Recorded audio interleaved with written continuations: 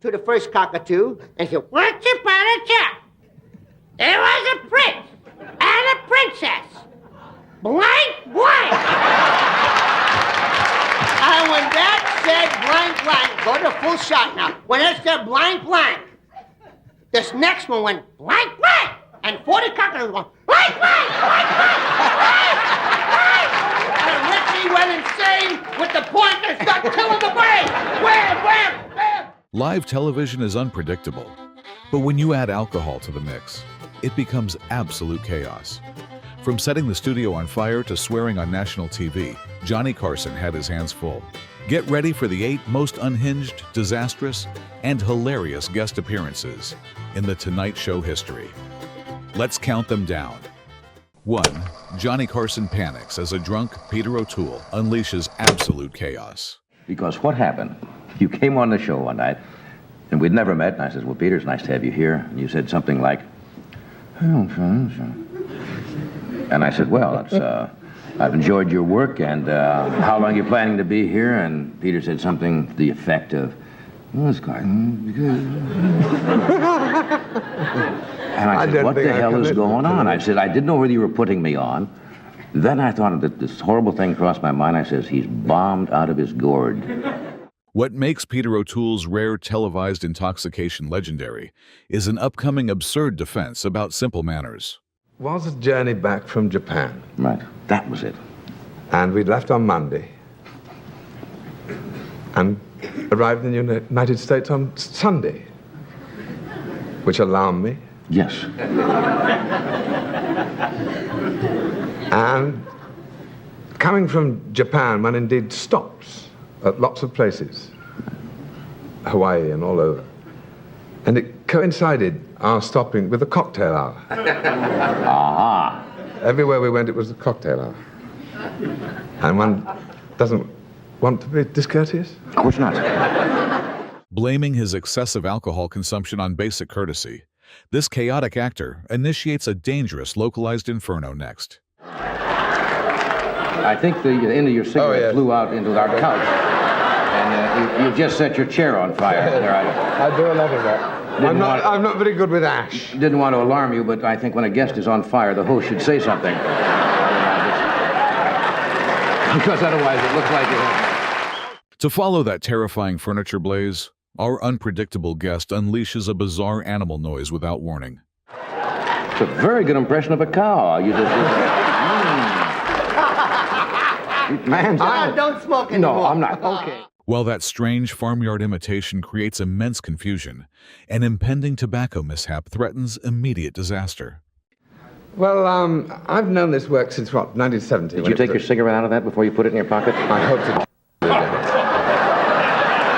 Well, that's happened. I've seen that happen, you know, sometimes. And then there's a flash fire and something, and... His physical safety compromised, the drunken legend delivers an unexpected cinematic critique to finish the interview. I agree with you, sir. Why didn't they fight Star Wars? That was already a hit. Beautiful film. Yes. Did you like that film? Did I like it? I loved it. I got him free. So did I. If extreme danger and absolute madness exist, they represent the classic television spirit Americans adore. 2.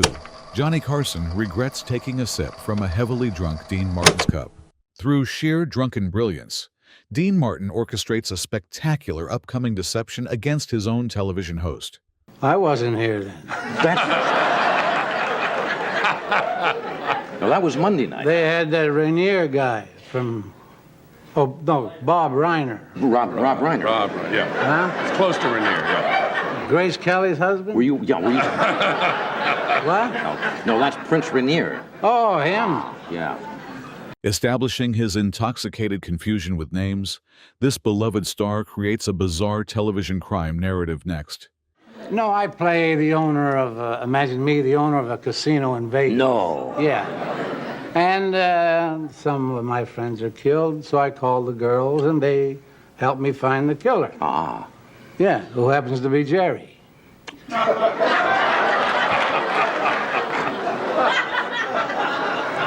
Well, he can't get a job. What? No, come on now. What? I thought you guys got back together. Oh, I'm kidding about you. He's my best friend, Jerry. Huh?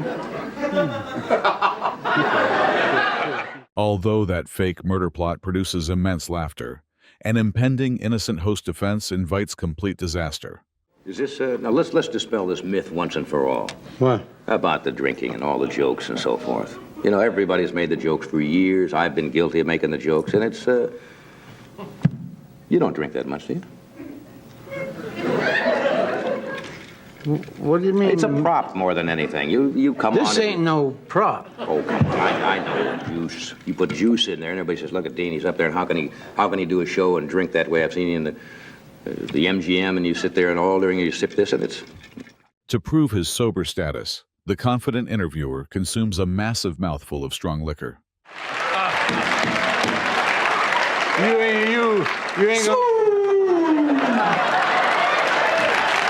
ain't gonna spoil my recipe.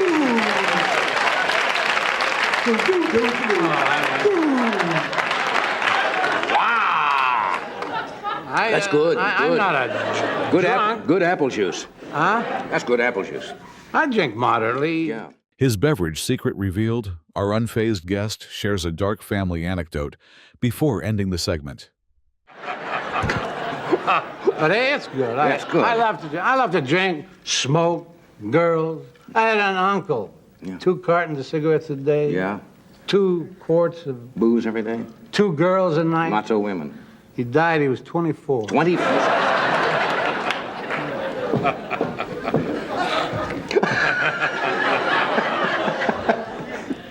Have you ever, now, you've lived out in California a long time, right? 3. Dom DeLuise destroys his pants with raw eggs on TV. And Roy Clark and his friends Right. came by, and they were doing this trick, and I said, I bet I can do that. And then I tried it there in the restaurant, but I was quite drunk, so I don't remember. But I'd like to try it again. I mean, it's a phenomenal... Through sheer drunken confidence, Dom DeLuise brings an unprepared stunt before dropping a hilarious bathroom warning next. No, I haven't worked. I haven't know either. you- I tell you the truth, this may be brilliant, or who knows? It could go nowhere. Yes, it could go right in the... Well, let's go in the old find out. toilet. Lowering expectations with that blunt statement, our chaotic guest proceeds to terrify the host using uncooked ingredients.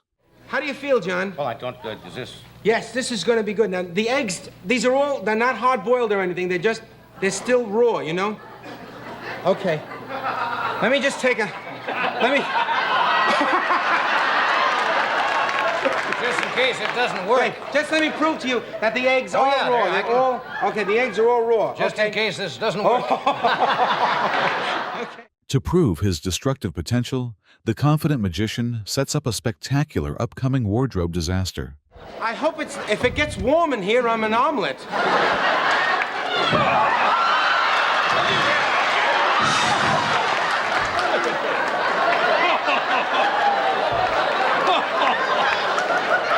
it crazy? You're totally insane. Hey, Johnny, no more guests.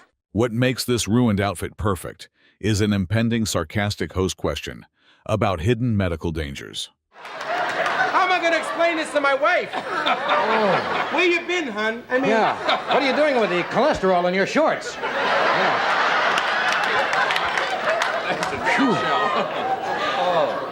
Unbelievable. His dignity gone, the messy comedian performs one final disgusting search to end the segment. You Sorry, I meant want- business there. What ape? Yes. I have to reach for my keys. And my keys are... Well, I hope you're driving a chicken when you go home tonight. These are my car keys. Over here is a surprise. You know what I mean? I'm not worried about my keys. 4. The smartest dirty joke. How Buddy Hackett tricked the network on live TV. Through absolute chaotic energy, Buddy Hackett brings pure drunken excitement before initiating an impending massive censorship nightmare. Right now, here's a fellow. I never know what Buddy's going to do. He was on this show. He was like a middle-aged elf. I told you I didn't know what he was going to do. The best of Buddy Hackett. Would you? Anytime he shows up, it's a great treat. Would you welcome Buddy Hackett?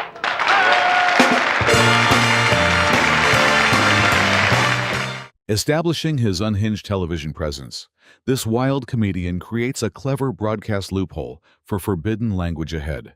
I have a story with dirty words in it to tell about him. That he's coming. You can't do that. I can't, but instead of the dirty words, I could just say blank, blank.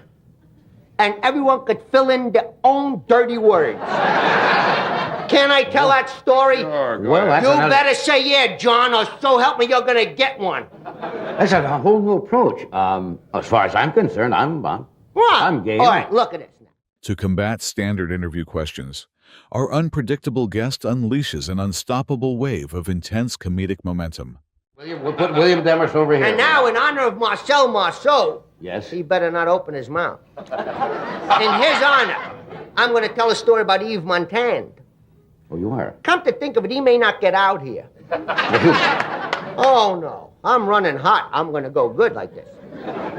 Anyway, my wife says we join a temple. So we join a temple. So Sandy at that time... What makes his frantic behavior hilarious is an upcoming bizarre animal anecdote containing extreme profanity.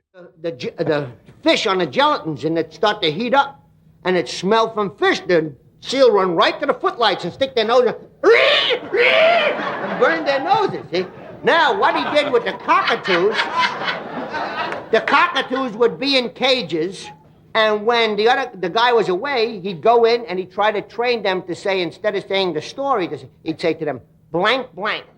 Although that bird training technique seems strange, a deliberate television audience insult produces immense laughter next. Blank, blank. The listening audience is at a disadvantage because I already told the studio audience what blank, blank means. And he'd say, blank, blank, blank, blank. And they never said it. For months, they didn't say it. And one day, Richie come out and went... His network trickery confirmed the sweating legend delivers one massive punchline to destroy the broadcast standards.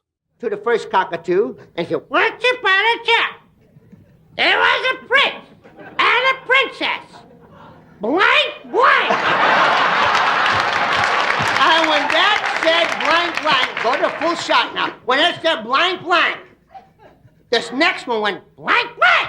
And 40 cockatoos went blank, blank, blank, blank, blank, blank. And Richie went insane with the point and started killing the bird. Wham, wham, wham. 5. Johnny Carson in tears as Buddy Hackett tells the craziest sumo wrestling story. With his chaotic energy reaching maximum levels, Buddy Hackett introduces a hilarious international travel disaster to the audience. When I went with Jack Parr to Japan, and it's just like we're sitting here, he says, you ever been to Tokyo? You ever been to Tokyo? And I said, no. He says, Hugh Downs and I were there last year. And he did this. Whenever he thought he was doing something naughty, he would rock. He said, we were there last year. We went naked in the bath. We went naked in the bath. He said, men and women go naked in the bath in Japan. Yes, they do. They really do. So I said, well, we used to do it in Brooklyn without water.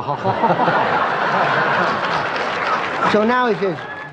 Ignoring basic common sense, this frantic comedian makes a terrible wardrobe decision inside a moving elevator next. So a couple months pass, and we go to Tokyo. And we're going to the bath, and it's up on the 5th floor. And we're at the elevator going to the 5th floor. Now, I forgot that I sat with him, so I'm going to go naked. What's the difference to me? I want to get the laugh for the moment. He says, you're not going to get naked in the bath? I said, what? He said, you said you wouldn't get naked in the bath. Promise you won't get naked in the bath. Say you won't get naked in the bath. I said, okay, I won't get naked in the bath. I got naked in the elevator. I mean, what do I care? To survive extreme public embarrassment, our naked guest transforms into a religious monument for unsuspecting hotel tourists. I figure you get in the elevator, you go up to the 5th floor, the door opens, you jump in the water, right? I'm naked, he's crying. The door opened, I stepped out. I'm in the lobby, it didn't go up. And there's a couple hundred Japanese go, I said, you don't have to bow. If you can't see from where you are, forget about it. And they thought I was a Buddha. And they put incense in my navel and lit it. And I said, oh. And then we went to... What makes this Japanese adventure better is an upcoming dangerous physical challenge against a massive professional wrestler. So they dressed me in a sumo outfit, which is a little silk cloth, covers your hair, and a silk band around the waist. Then a thick cord, hard fibrous rope between your legs and up in the back and the right up. And when they tighten that rope, you'll fight anybody. I mean, first, you tell a guy. Although the comedian possesses great confidence, a brief romantic encounter finishes the combat practice with complete humiliation. You're small, but you're fast. Get out there quick, grab his rope and loosen it, and you got him. And I ran out quick, and I grabbed his rope. And he said, whoa. And he picked me up and he threw me out of the ring. But first he kissed me goodbye. And he said sayonara. His physical dignity destroyed, the sweating legend concludes this unforgettable countdown with absolute television perfection. 6. Johnny Carson loses control as an uninvited Dean Martin takes over the show. Without any prior warning, an intoxicated Dean Martin crashes the anniversary monologue to create pure television chaos.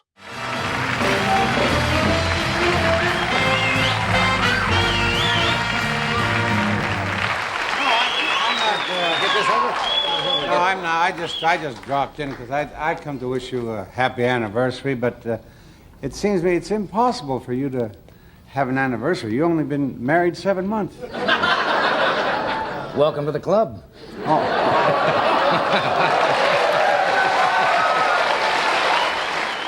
Holding a cigarette, the famous singer mocks the host before delivering a brilliant critique of the opening jokes. The monologue, which you always do, and it bombs every night. I like that. What do you mean bombs every night? Well, it wasn't too good tonight. No, not too good. I was backstage, and I saw, and you swing. Yeah. What club is it that you use? I don't know what it is. Every night I watch, I want to know what club it is. Is it a Titleist or a Wilson? It's a niblick. It's a what? Remember a niblick? No. Remember, it's an old niblick. It used to be like a spoon. But I always try to look for the club, and I can't see it, so that's why. If his unexpected appearance causes confusion, an upcoming dirty comment about a controversial actress escalates the awkward tension. You were dangling a participle, and I just wanted to... Well, I'll wear a long coat and nobody will notice it.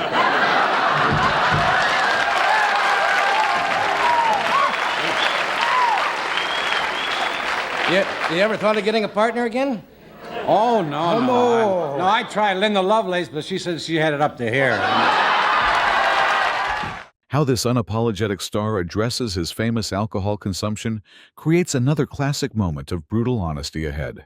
No, I don't kid around. No, No, when I drink, I drink. That's all I got to say. Well, that's real nice of you to come over here. But it's sweet of you to come over and wish me... No, I'm glad to... Just come over here and... It was my pleasure to come here.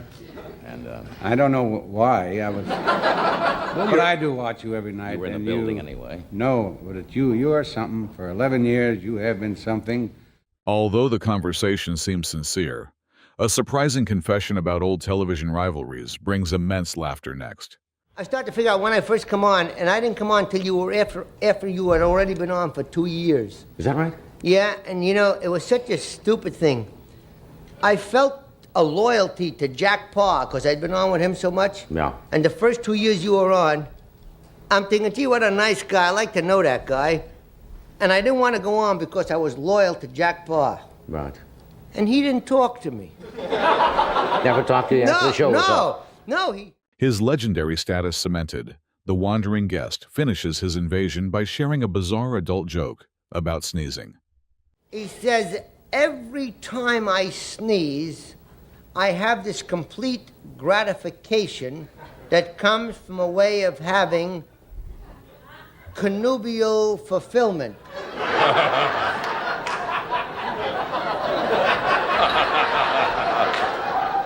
Mm-hmm. He says, you mean every time you sneeze, you have a complete feeling as though you and someone you are closely related with through marriage had experienced many moments of gymnastics? He said, yes. He says, each time you sneeze, he says, what do you take him for it? He said, pepper. 7. Dean Martin completely forgets where he is on live TV. You're going to start already, huh? No, I'm not starting. How are you? I'm almost through. Good to see you. How'd all these people get in your room?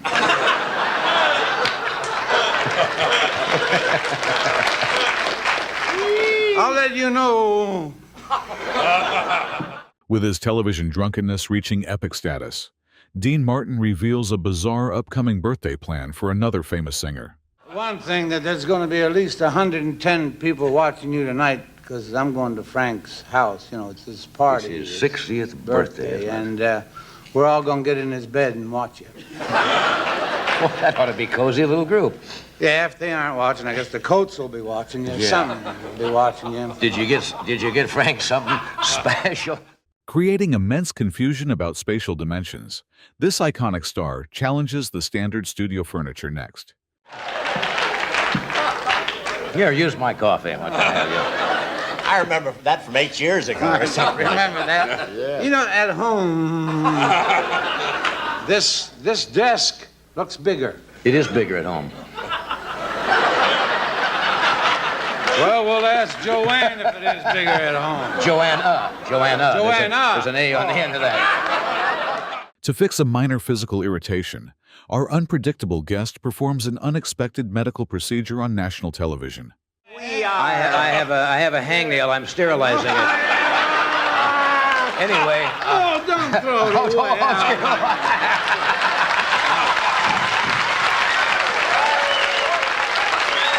Don't ever throw that away. That's finger licking good, isn't it? Yeah. Look. Hey, Doc, how's your Severson?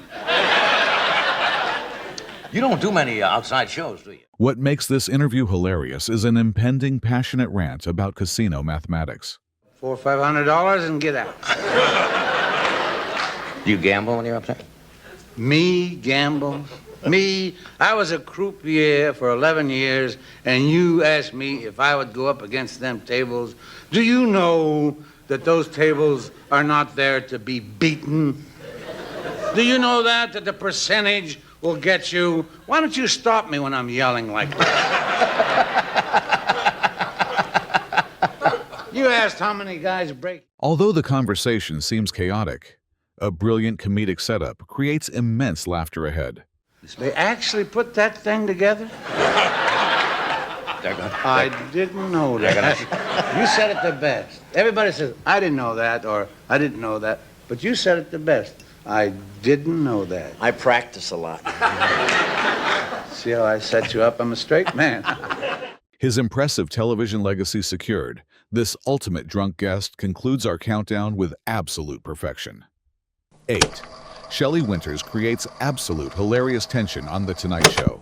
Despite her massive acting fame, Shelley Winters initiates a spectacular upcoming disaster regarding basic professional memory. Did you travel around with your dad? Now, most kids were what they call service brats. No, he wasn't a life or anything. He quit. Oh, he did? Yeah, after the war. Yeah. Now, where'd you study acting? Now, Shelley coaches acting, Yes, I know. And she's a very good coach. I know you from somewhere. Otherwise, I've seen you in some great movies. I can't remember which. Well, maybe it was one we did together. Creating massive awkward tension, this clueless veteran invites an impending, humiliating clarification from the younger actress. Shelley said she has perfect recall, not for dates, but... We did a picture together? Yeah. What was it? I did this to Paul Newman, so You it's all right. did? Oh, it's okay. We right. did a film called King of the Gypsies together. Of course, and you were wonderful in it. You were... To salvage the chaotic situation, her polite victim shares some specific production details next. Well, that takes guts, but you got away with it. Yes, I remember the date of that one. I know when that was. So you actually worked together. That's fun. Yes. She didn't remember. Well, we didn't have any scenes together, did we? Just the great... Just the climactic scene, probably, in the picture. What makes this excuse hilarious is an upcoming bizarre justification about rain protection equipment. Yes, as a matter of fact... Did you have any scenes with her at all? The graveyard in New Jersey, remember Oh, that? that's right. We were only there a week or 10 days. Hardly long enough to remember anybody. I was the one standing next to you.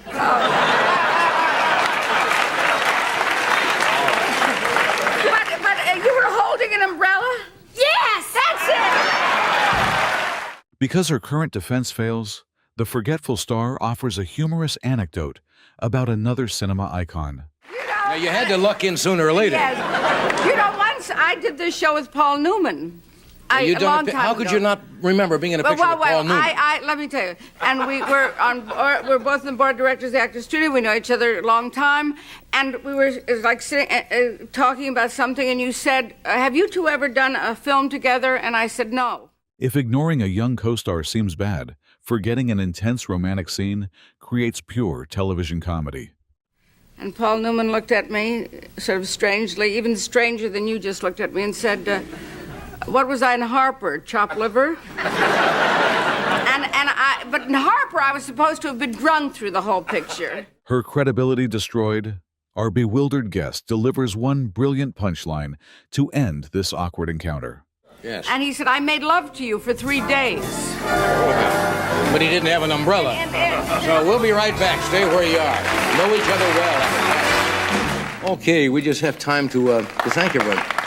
You're delightful. Will you come back and do this again some night? I'd love to We come back. really just got started.